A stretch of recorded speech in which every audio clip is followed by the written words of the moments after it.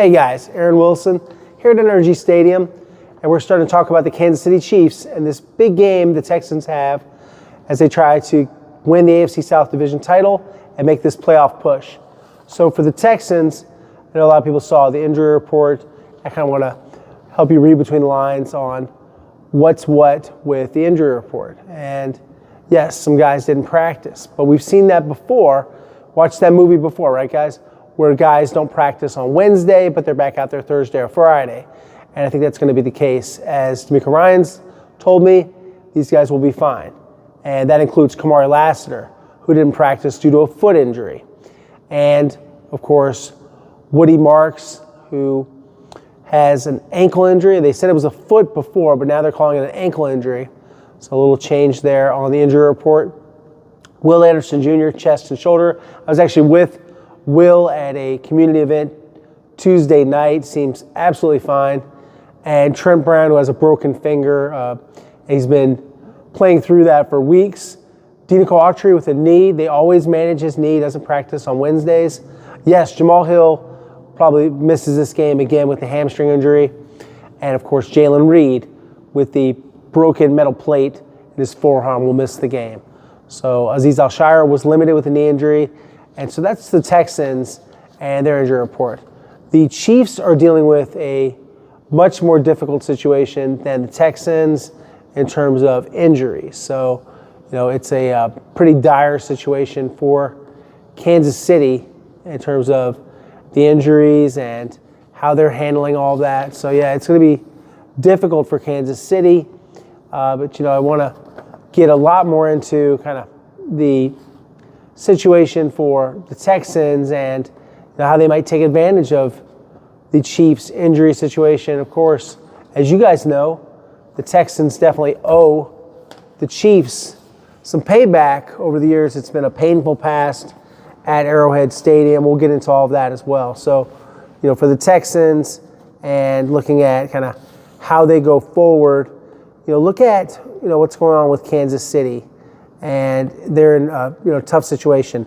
They placed Josh Simmons on injured reserve officially due to his dislocated and broken wrist. So not good to not have their standout rookie left tackle.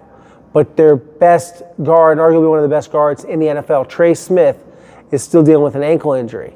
And their right tackle, Jawan Taylor, not practicing due to triceps and knee injuries.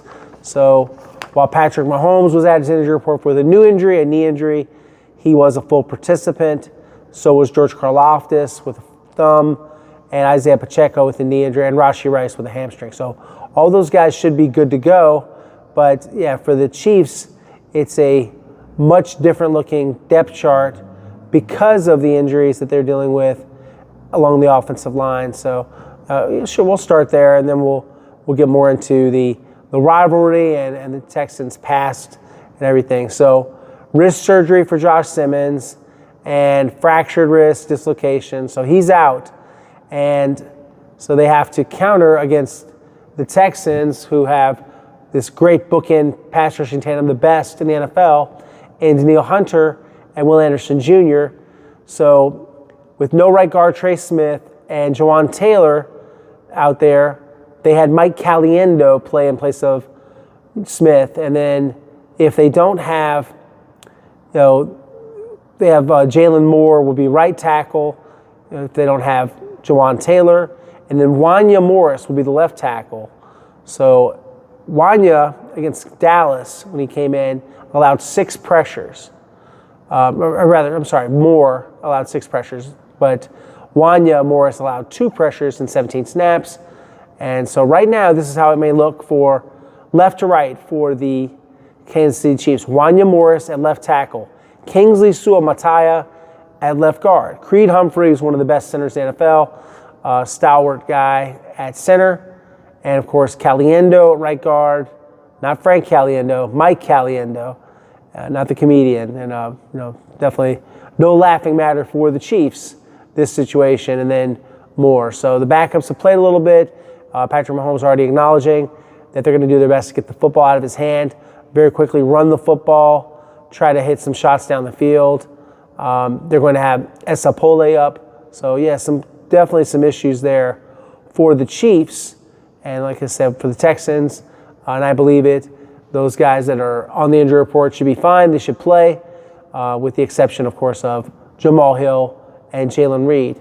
A lot of questions about who's going to play safety. Miles Bryant is preparing to play that. They have not upped Jalen Mills. Doesn't look like they will do that before Saturday. They have him. They have Jalen Petrie at nickel. And so, yeah, they're very dangerously thin there at the safety position. They, of course, cannot use nickel as much. They can have some versatility there with Petrie, who's played the safety position. But, you look at, what's going on with the Texans, and like I said, it's quite a history for the Texans playing at Arrowhead Stadium. You got to go way back.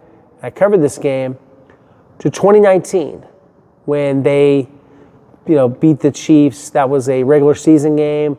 You may remember Carlos Hyde having a big game against them, and also, Charles Omenihu forcing a key fumble, who now plays for the Chiefs, former Texans draft pick from University of Texas. So the Chiefs have qualified for 7 consecutive AFC Championship games. They've won 3 of the past 6 Super Bowls, but they're 6-6, and they're fighting for their life. They're desperate. But the Texans are hungry, and they're at 7-5, and they're still, having a chance to win the division. The Chiefs are 11-5 all time, including the playoffs, against the Texans. So it's been rough, going all the way back to 2015, losing to the Chiefs with Brian Hoyer benched for Ryan Mallett in that game. You go to 2016, and they win the AFC South, and they get embarrassed. Another game I covered, this is when I first got to Houston after covering the Ravens, 30-0. That was absolutely ugly. Hoyer throws 4 interceptions, loses a fumble. They ran the Watt-Cat formation with J.J. Watt and Vince Wilfork in the backfield. It went nowhere. It was a really ill-advised plan. And, they had the 2016 win, of course, with Nick Novak kicking some 4 field goals. And then 2017, J.J. Watt and Whitney Mercilus both suffered season-ending injuries. That was tough on a Sunday night football game here at NRG. Ugly night, 2017. So then 2019, they win that game. They beat them 31-24. Hyde runs for 116 yards, and they haven't won at Arrowhead Stadium or beat the Chiefs since then. There was the very ugly meltdown, the 51-31 divisional round playoff loss. Bill O'Brien, disastrous fake punt call, absolutely awful.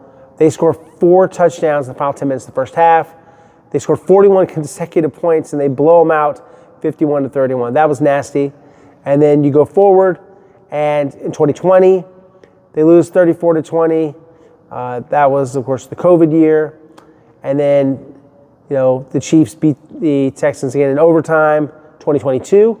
2024, the Texans go back to Arrowhead, and that was a awful day for the Texans, one that I think really traumatized the team that year, especially C.J. Stroud, when his friend, wide receiver Tank Dell, wrecked his knee, dislocated the knee, tore most of his knee ligaments, and of course is missing the whole entire 2026 season. And then they lose again in the playoffs, allowing so many sacks, and Kaimi Fairburn, missing a field goal. Another one was blocked and missed a potential game-tying extra point. So they lose 23-14. Texans, of course, upset about the personal fouls for some, ticky-tack calls for roughing the passer on Patrick Mahomes.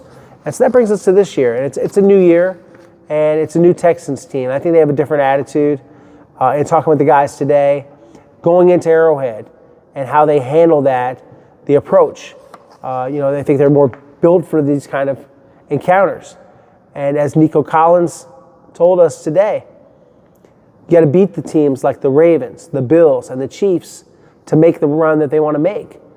To be the kind of team they want to be, they have to beat teams like this in their house.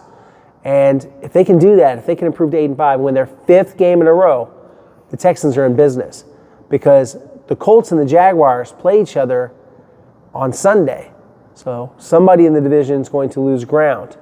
So you look at the Texans and kind of the playoff push and where they are. They're currently in 8th place in the AFC in the playoff standings. 1 game behind the Buffalo Bills, the Jacksonville Jaguars, and the Indianapolis Colts. But they have tiebreakers over those teams for one of the final playoff spots. So the Texans now have a 59% chance of making the playoffs. And I think that they don't need to win out to win 5. They need to probably win out to be the division champion and, of course, have the automatic berth to the playoffs and possibly a home playoff game. But they need the Jaguars or Colts to lose one of their final 5 games. So then the Texans, they need 4-1. It's a take care of business right now, 1 week at a time, and then on to the next one type of approach. So look at the Jaguars. They're going to play the Colts, then the Jets, the Broncos, the Colts, and the Titans. So in my opinion, obviously, they're going to probably split with the Colts. I think that's realistic. I think they'll beat the Jets. They might not beat the Broncos. They should beat the Titans. So let's say they go 3-2. Colts are spiraling. Daniel Jones looks very immobile. They've lost a couple of games now. First to the Dallas Cowboys and now to the Texans. So I don't know if they're going to beat the Jaguars. They might not. The Seattle Seahawks, another tough game. The San Francisco 49ers, another game against the Jaguars. And then they conclude the regular season against the Texans. And that could be for the division. It might be. They may have some real playoff stakes in that. They may even get that game flexed. So the Texans, this very tough game against the Chiefs, then a couple of weeks where they're going to be expected to win, take care of business at home. Arizona Cardinals, without Kyler Murray. Las Vegas Raiders, who are firing coaches left and right, including Chip Kelly, who some of you guys wanted to be the offense coordinator. Wow, that would have been disastrous. And then the Los Angeles Chargers, the team they blew out in the wild card round, and then a rematch for the Colts against the Texans in the regular season finale. So, in my opinion, the Texans have a good chance possibly to win all these games or go 4-1. And 4-1 should get it done. That would be a outstanding season to win 11 games. So if they win this game, then according to the playoff meter, they would have an 84% chance of making the playoffs. Because Colts and Jaguars, somebody's going to lose. Texans would enter the top 7. Top 7 teams make the playoffs in the AFC. And of course the NFC as well, and they would have the tiebreaker over the team that loses and falls back. But as we know, the Texans have lost these 5 consecutive games to the Chiefs. It's still Patrick Mahomes. It's not easy. They still have Kareem Hunt and Rashee Rice and Xavier Worthy. They have playmakers. It's not a simple game. Travis Kelce, the connection between Patrick Mahomes and Travis Kelce. I mean, those guys have an innate sense of spacing and great chemistry. So, looking at the Texans and the Chiefs are losing momentum. They got a lot of guys hurt, but that might be when they're most dangerous. Andy Reid might come up with a really cool play or two. Patrick Mahomes, of course, has that MVP caliber play. He's an outstanding quarterback. But I like the Texans' chances. I like the outlook for the Texans in these games. I mean, you look at kind of some of the matchups and you look at, yes, they have a lot of weapons in terms of having Hollywood Brown and Xavier Worthy, Rashee Rice. But that offensive line, that's kind of ugly. And somebody's going to block. And if they can't block, if they can't create time and spacing for Patrick Mahomes, the Texans could be in business. Texans are not the same offensive line that couldn't block Stone Cold Chris Jones or George Karlaftis. I think that it's not the same kind of defense. The X factor is the creative, defensive play calling from Steve Spagnuolo, one of the craftiest defense coordinators in NFL history. So he uses guys very well. They mix up personnel a lot. They have a good middle linebacker, Nick Bolton, and will linebacker Drew Tranquill. Of course, the secondary is good with Jalen Watson and Trent McDuffie. So they have some good football players. They have Jaden Hicks. A lot of guys that I think are quite underrated. Charles Omena, who is a good pass rusher off the bench. Chuck, former Texan and former San Francisco 49er, played for DeMeco Ryans out there. So they definitely have some good players. I think it's going to be a challenging game, but it's not a game that the Texans can't win. I think it's a game they can win and should win. I believe they will win this game. So, looking at some of the keys for the Texans, they're going to have to obviously, do a good job in pass pro. They need to keep this up, the offensive line, the trend they're on. They need to protect C.J. Stroud. C.J. Stroud needs to do a great job of taking care of the football. He had that interception, ill-advised throw, an overthrow intended for Xavier Hutchinson that was picked off by the Colts, by Cameron Bynum. And so for the Texans, they just need to be sound. And hopefully Woody Marks, his ankle will come around and he can play. If not, Nick Chubb is a reliable back. And, he was the guy taking the snaps today. We'll see if Woody gets back out there tomorrow or Friday. I kind of think he will. He was moving okay on Monday. Saw him in the locker room. So we'll see how they go forward with Woody. But, from personnel situation, there's a little bit of vulnerability at safety. And Texans, I think expect them to have Anderson, expect them to have Hunter. Azeez Al-Shire will be okay. All those guys should play. Al-Shire was moving pretty well. It looked like a normal Wednesday for Azeez. And, what an exciting matchup. So the Texans, this is Sunday night football. This is prime time in front of the whole country. And it's an opportunity, a real opportunity for the Texans to show everybody what they can do. It's not all about that. It's mostly just about winning or losing, survive in advance, and they need to keep winning. They can't drop one of these games. I think there might be a margin for error later in the season if they take care of business for the next 3-4 weeks, and then maybe these games don't mean as much because one of the other teams falls by the wayside. But you can't count on help. You want to control your own destiny, and that's where the Texans are at. That they can control their own destiny, that they can get this done, that they can be a playoff team. And they've won the South Division the last 2 years. So really, they're right where they were. It's just they had this rocky start. And you guys probably saw Hannah McNair's comment that she feels like this team is on a roll and that a lot of good things can happen. She's got a good feeling about the team. You saw, of course, a lot of the interviews with the guys, Titus Howard, and talking about, how hungry they are to beat the Chiefs. And I think the Texans, they're not going to underestimate the Chiefs ever, especially not with Patrick Mahomes under center. And he's special. There's so many things he can do, the angles he can contort his body into and make those spectacular throws. So to me, the Texans, they're in the right state of mind. It's just like last week, I believe, where they're going to flex on defense and the offense has to take care of business and be good enough. They got some new wrinkles like the tush push or the stover shove, whatever you want to call it. I like stover shove more than tush push. I think this is the Texans' little version of it. We'll see if they keep running it. They got to get better in the red zone. They were 2 for 5. We'll talk to Nick Caley on Thursday. And, of course, we had the chat last night. Thanks to everybody that participated. We even broke some news on the live chat. I got the text, came across the screen on my phone that Amir Speed had been signed to the 53-man roster. Not the biggest scoop ever, but, hey, I don't throw back any fish I can catch when it comes to stories. You guys know that about me. So appreciate you guys tuning in and always supporting the channel. We're at about 21,200 people. We're growing. We'd like to get to 22,000 soon and just continue to grow, and grow. And I feel good about where things are. Programming notes, we're going to go to, of course, to Arrowhead Stadium. We're going to talk to Tony Dungy and Nick Mantis before the game. Nick will be there to join me. So we'll have coverage. Got you covered at KPRC2 and www.click2houston.com. We're going to have a lot of coverage for you guys all week. So working on some more articles, some creative stuff for you, hopefully. Things that you guys like to read. And, of course, things that you guys like to hear about here at YouTube, the YouTube Creators Program.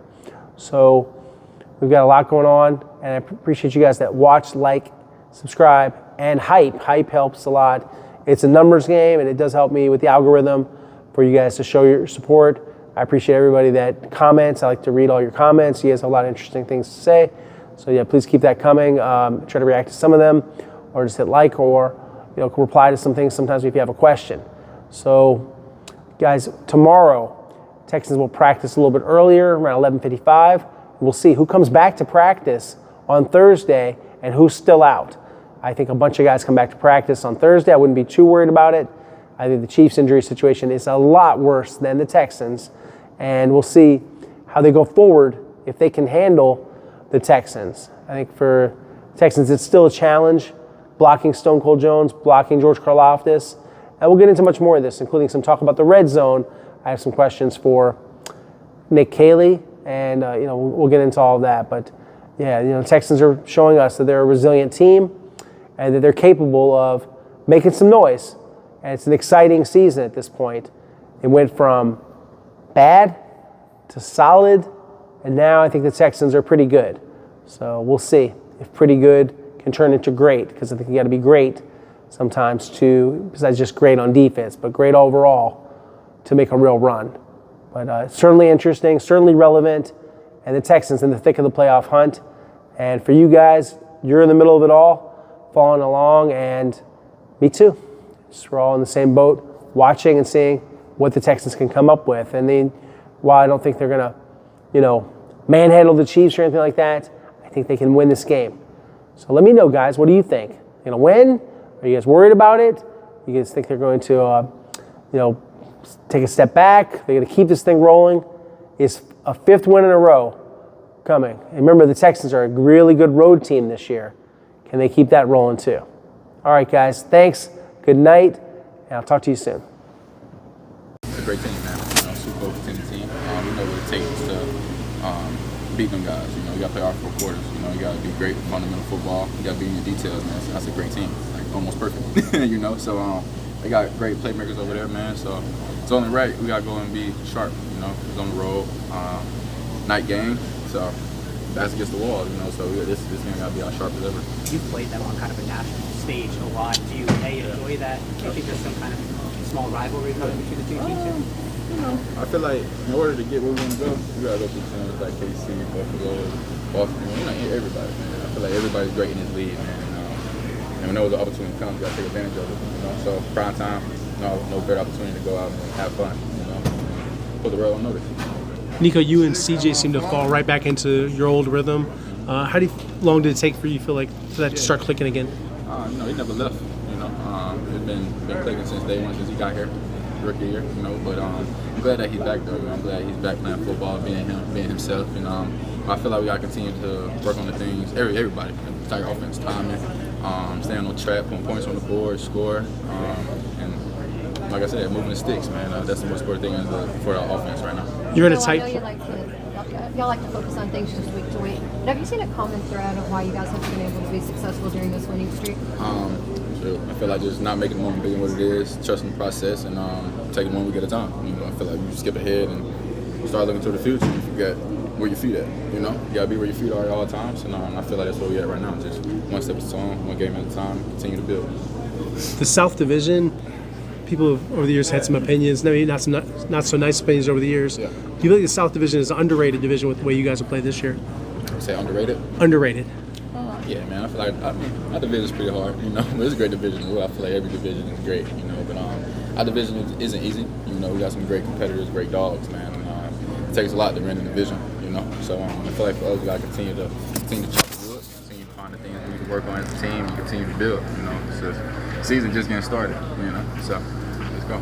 I feel like this offense is doing more of the things that you started out wanting to do. You can see the process of it. Yeah. I feel like offense, man. We didn't start out as fast as we wanted to. Start out kind of slow, but it's a marathon. You can't get your hopes down. You can't get too high. You got to continue to press forward. Keep your eyes on the windshield and put one foot in front of the other. Can't get mad because one play didn't work and everything go downhill. You got to continue to see what works, continue to see what leads them, continue to, make. Yeah, a very exciting moment for me. Surreal to be able to play in a stadium I grew up going to games to, and just knowing that I'll have family there cheering me on is going to be a very cool moment. And who will be there? My mom, of course. I'll even have family from Ireland there. They flew into the States to be there, so I have them, my granny, my fiance, pretty much anybody you can think of that's in my close circle, they'll definitely be there. Jalen, did you grow up going to Chiefs games? Did you ever play any high school football games at Arrowhead? I didn't play any high school football games there, but last year we played KU there while I was at Iowa State, and it was a cool experience. And then, yeah, I grew up. I went to about 3 or 4 games growing up, so the atmosphere there is crazy, and it'll be fun to play in. Jalen, it's the Chiefs team with their backs against the wall that they haven't really dealt with recently. Yeah, they got to win this game. Yeah. What do you think's going through that mindset right now to prepare for you guys coming in? Honestly, it's the same mindset we have. We know we have to win this game with our backs against the wall, so they're going to come in and be prepared and know every detail that they got to stay on to be able to win that game, and that's the same thing for us. We got to be on every detail, be precise, and be ready for the moment. Jalen, for you to go to your hometown, not only are you playing a game, but you are a vital part of the returns, and sometimes you play on offense and do some things. What's that like for you to be a big part of it?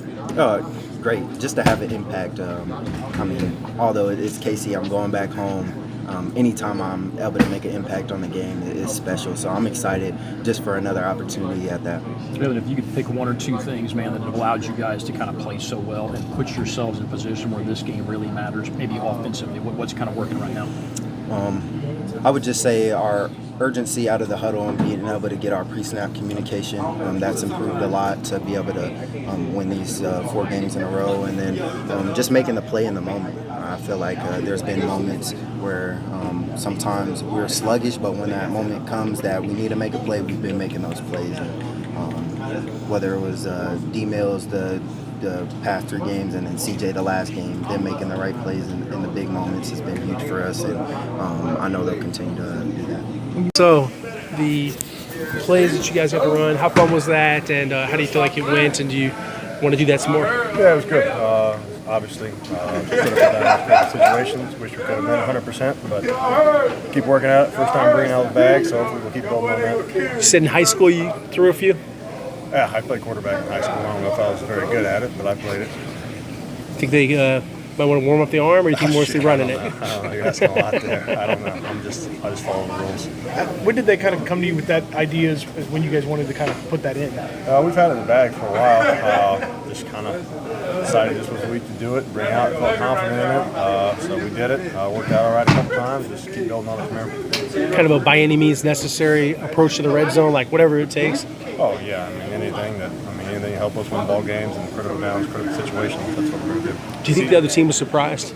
What's that? Think the other team, they look surprised to you? Yeah, we never showed it. So first couple times pretty good, and then they started catching on to it a little bit. So hopefully figure something out. What is the key to be successful in that tush-push play?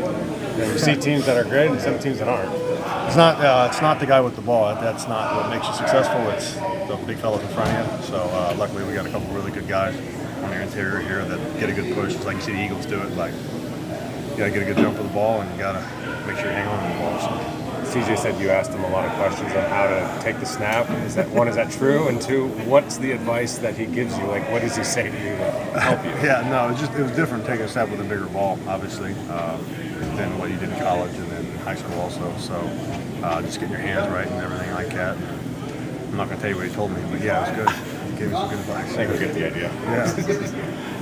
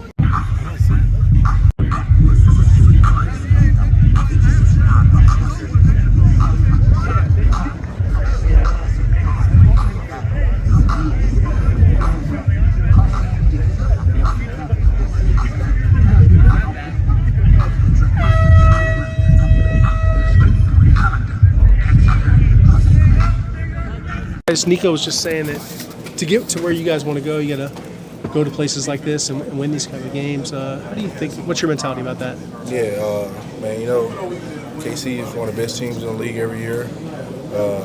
It's going to be cold.